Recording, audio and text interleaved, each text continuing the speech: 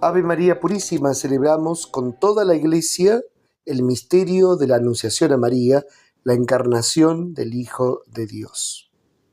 A su vez, en Argentina se celebra ese derecho, ese celebrar ese niño que tiene todo ese derecho para poder nacer, y a su vez rezamos siempre por las dos vidas.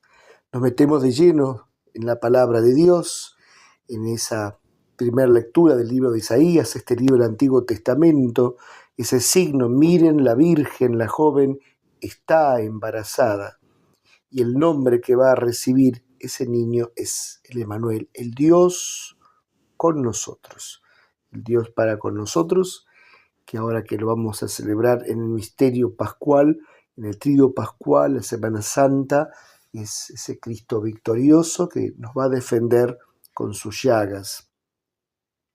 Remarcamos de la primera lectura esta expresión que dice: ¿acaso no le basta cansar a los hombres que quieren cansar también a mi Dios?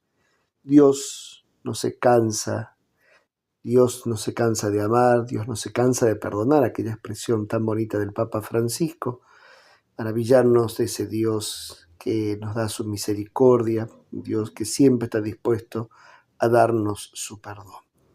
Este Jesús, ¿a qué viene? ¿Viene a hacer su voluntad? No, viene a hacer la voluntad del Padre. He aquí, Padre, que vengo para hacer tu voluntad, expresión a la cual durante la Semana Santa y en el Triduo Pascual de nuevo va a resurgir esa misma expresión: hacer la voluntad de Dios. Padre, aleja de mí este cáliz, pero que no se haga mi voluntad sino la tuya.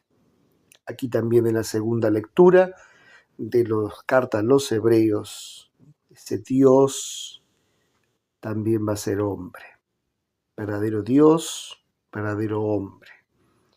Ese Cristo que el domingo veíamos en esa resurrección de Lázaro, que llora, que se compadece, que se conmueve, que siente hambre, que ese Dios en su humanidad nos comprende. Ese olor a barro, como todos tenemos, esa fragilidad de barro, va a quedar expresada en ese Dios que va a usar pañales, ese Dios que va a llorar, ese Dios que va a sufrir, ese Dios que se va a hermanar a todos los hombres. Y en el Evangelio, que es el Evangelio de Lucas, capítulo 1, versículo del 26 al 38, la Anunciación a María, que especialmente esa hermosa devoción de rezar siempre en la oración del ángel, el Ángelus, recordando ese diálogo y a la cual María corresponde con todo su corazón. En ella nos unimos a ese alégrate, alegrarnos de ese Dios con nosotros, alegrarnos de esa correspondencia de la Virgen, que significa camino a la eterna reconciliación, alegrarnos del sí de María, unirnos a ese sí, para que podamos siempre nosotros, como decía aquel título de un monasterio de monjas benedictinas, vivir esa fidelidad a Dios, Nuestra Señora de la Fidelidad, ser fiel a Dios en lo poco para ser fiel a Dios en lo mucho.